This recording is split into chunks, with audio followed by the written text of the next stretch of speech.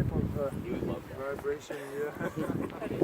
Think for an owl. Yeah, see a little bit of blue sky. Yeah. Well, now with the modern technology of the little phone, you have an hourly app for weather.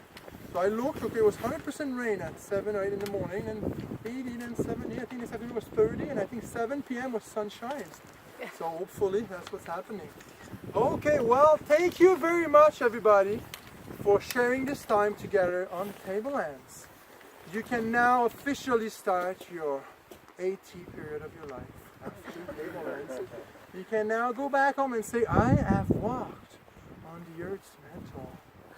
As I said, it's a very special place. It is a fragile place, but on your way back, if you see a strange rock, a strange plant, walk on the rocks, but go explore.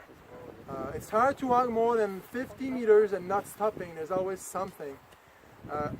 The end of the trail is actually where you see the people gathered there. So you see the beautiful boardwalk. So 2 or 3 minutes.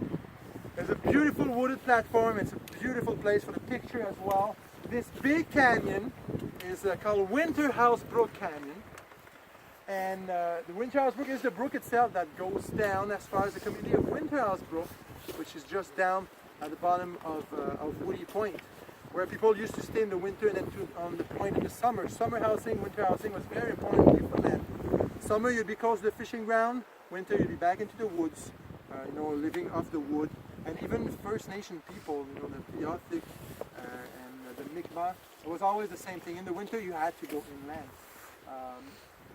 Just before you reach a platform on your left, maybe 20 meters before the platform, you see a little step and you see a little fall, and you can go down and you see a very strange rock. One looks like a little mound, maybe that size, going down, kind of grayish, and the other one, closer to the platform, is some sort of a pool, and the bottom of the pool is kind of coated with a pinkish grayish rock, which is actually the youngest rock in Grossmore National Park. It's actually growing as we speak.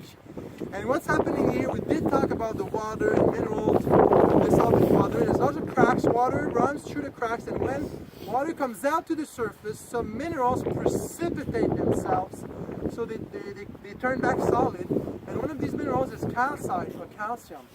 You've seen it in your weather kettle, in your weather boiler, and stalagmite, stalactite. There's the same thing happening. So have a look at these 2 rocks. You see a structure with small little pools, and little crystal of calcite just make the little structure higher and higher. This is a rock called travertine, and it's a deposition of calcite.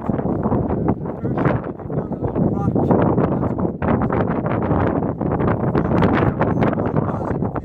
Depending where the cracks are, it changes over the years. So while you're in the south side, as I said, don't miss Trout River.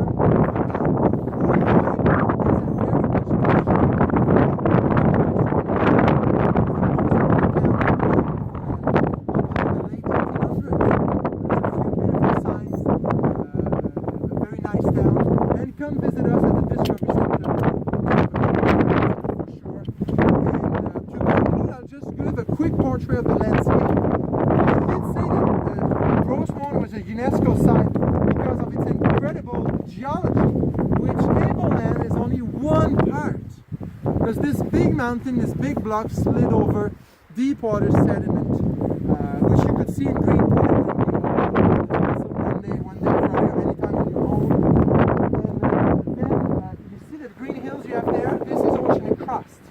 So the section of oceanic crust preserved, and these were moved and parked close to Grossmore. Grossmore Mountain, believe it or not, 500 million years ago was a beachfront property. And shallow water sands like the Bahamas and Florida Keys. And all of this sand compacted in a quartz-rich sandstone